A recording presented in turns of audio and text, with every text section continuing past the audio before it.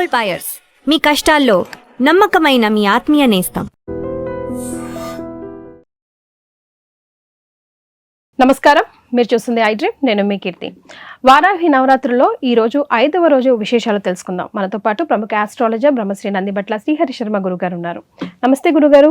వాగర్థావివ సంపృక్తౌ వాగర్థ ప్రతిపత్తయే జగతః పితరౌ వందే పార్వతీ పరమేశ్వరౌ.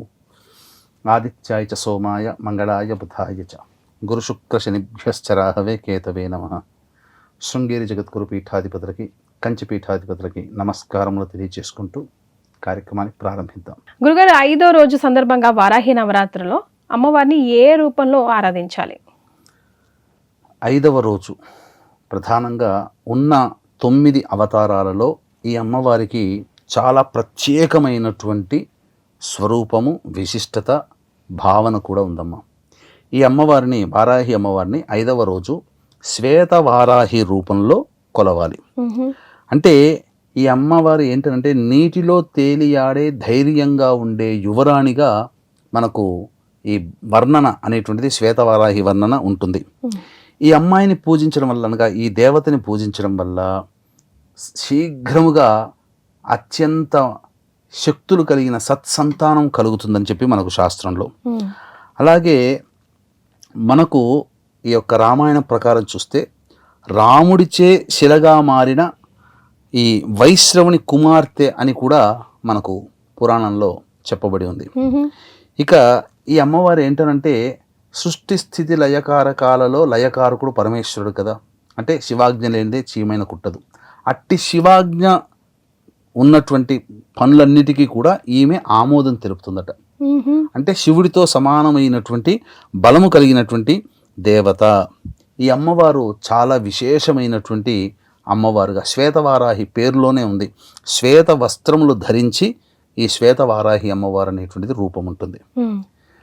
పూర్తిగా శ్వేతము అనగా చుట్టూ కూడా వలయం అంతా కూడా తెల్లని కాంతితో ధగధగ మెరిసిపోతూ ఉంటుందట. అంటే ఈ అమ్మవారిని పూజించడం వల్ల కర్మదోషాలు, తెలిసి తెలియక చేసిన పాపకర్మలు, అనేక జన్మల నుంచి వస్తున్నటువంటి సంచిత పురాకృత ప్రారబ్ధ కర్మలు తొలగిపోతాయి. మానసికంగా, శారీరకంగా పుష్టినిస్తుందట ఈ అమ్మవారిని. అంతేకాకుండా ఎనలేని కీర్తిని ప్రసాదిస్తుంది ఈ అమ్మవారిని పూజించడం ద్వారా. కాబట్టి వీక్షించేటువంటి ప్రేక్షకులు ఈ అమ్మవారిని, అనగా ఈ 5వ రోజున శ్వేతవారాహి అంటే విశేషం ఏంటంటేనమ్మా, 9 అవతారాలలో ఈ శ్వేతవారాహి అమ్మవారి ఫోటో పెట్టుకునే చేయమన్నారు శాస్త్రం. ఎందుకంటే సౌమ్య దేవత, మిగతా అమ్మవార్లు కాస్త ఉగ్రదేవతలు. కాబట్టి ఇంట్లో అమ్మవారి పటం పెట్టుకోవచ్చా లేదా అని చెప్పి చాలామంది సందేహపడుతుంటారు. పెట్టుకోవచ్చు, ఏమాత్రం సందేహం లేదు. కానీ ఆ పెట్టుకునే విధానం ఏంటంటే ఈ శ్వేతవారాహి అమ్మవారి యొక్క చిత్రపటం పెట్టుకోవాలి.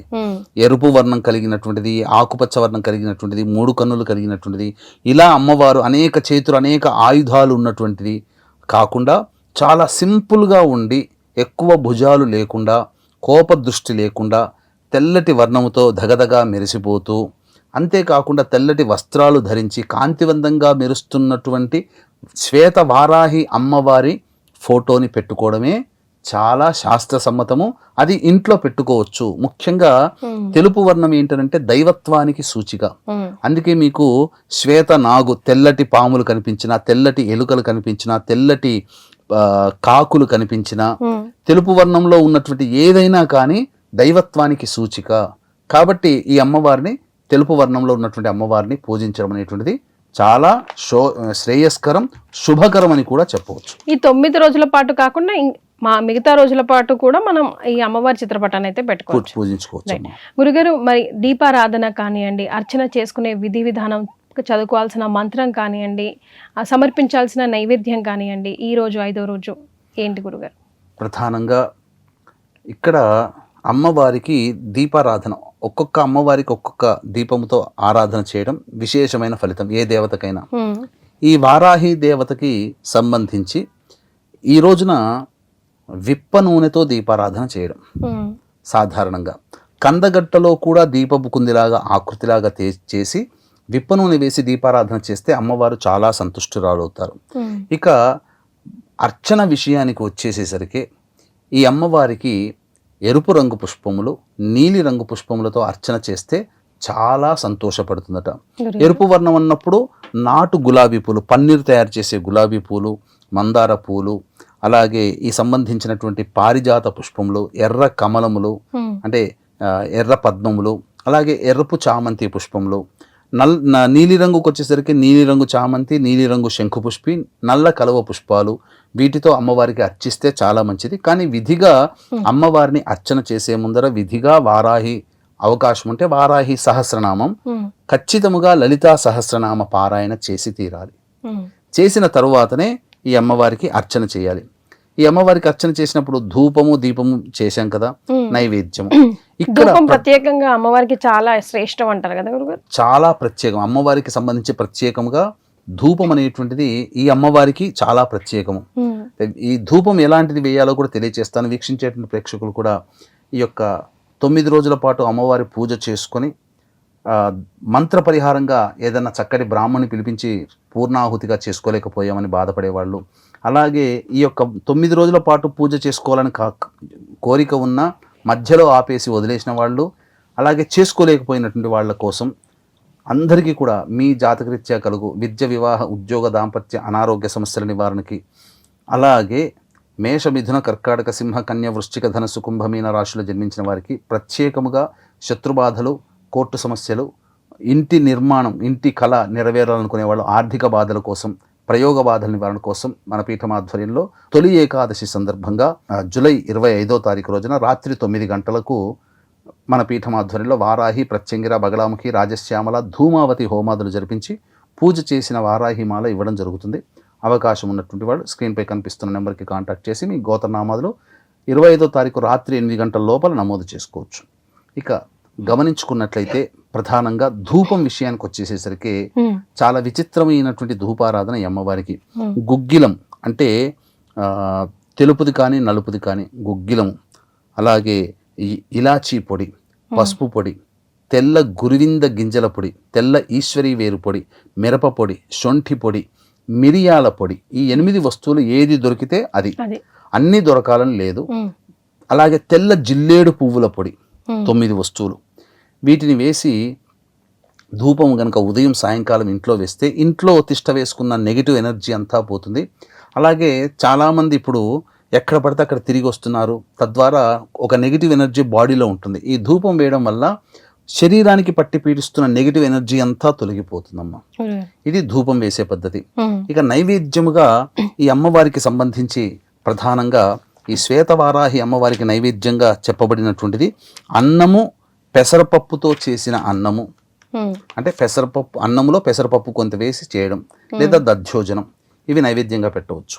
ఇంకా విశేషముగా నైవేద్యంగా చెప్పబడినటువంటిది అమ్మవారికి బెల్లం పానకం, తేనె, దానిమ్మ పళ్ళు, పనస పళ్ళు, చిలకడ దుంప, కందగడ్డ, ఇలాచి, ఆవు నెయ్యి, నువ్వులతో చేసి బెల్లం నువ్వులతో చేసిన లడ్డూలు, ఇవన్నీ అమ్మవారికి చాలా ప్రీతికరం. కాబట్టి ఇవన్నీ కూడా అమ్మవారికి నైవేద్యంగా పెట్టవచ్చు. ఇది విధానంగా చేసుకోదలిచినటువంటిది. ఎస్, చాలా సంతోషం గురుగారు. చాలా విశేషంగా, చాలా కులంకుశంగా చెప్పారు. 5వ రోజు అమ్మవారి ఆరాధన ఎలా చేసుకోవాలని. ధన్యవాదాలు. సర్వం Shri Umamaheshwara పరబ్రహ్మార్పణమస్తు. And for more videos, Please subscribe to iDream. Please subscribe to iDream. Please subscribe iDream. And please subscribe to iDream. For more videos, subscribe to iDream. please like, share and subscribe to the channel. Congratulations, iDream. Subscribe to iDream. Subscribe to iDream. So subscribe to iDream Media. iDream ki iDream team andarki huge congratulations. Please subscribe iDream Media. Please subscribe to iDream. Subscribe iDream. Please subscribe to iDream.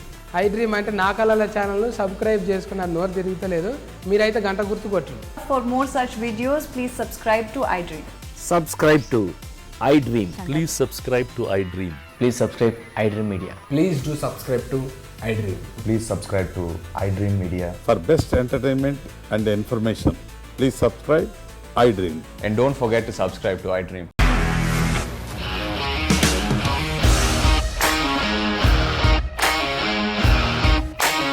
ఇండస్ట్రీలో commitment issues వస్తే నీకు కూడా వచ్చినట్టు morning తీసుకెళ్ళాలంటే కొట్టి పడేస్తారు.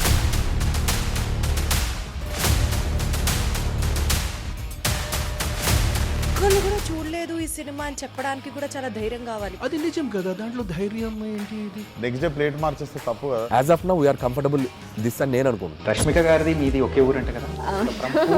నీకు కోపం వచ్చిందంటే బాగా తిట్టేత్తరా? తిట్టేద్దామండి. నిజంగా గేమ్ ని ఎలా చేంజ్ చేయగలిగారు? ఏపీఎస్ఎఫ్సి వాళ్ళకి 6 నెలల్లో నేను 6 లక్షలు కట్టా. బిజినెస్ చేయాలనుకుంటే it is as difficult as riding a tiger.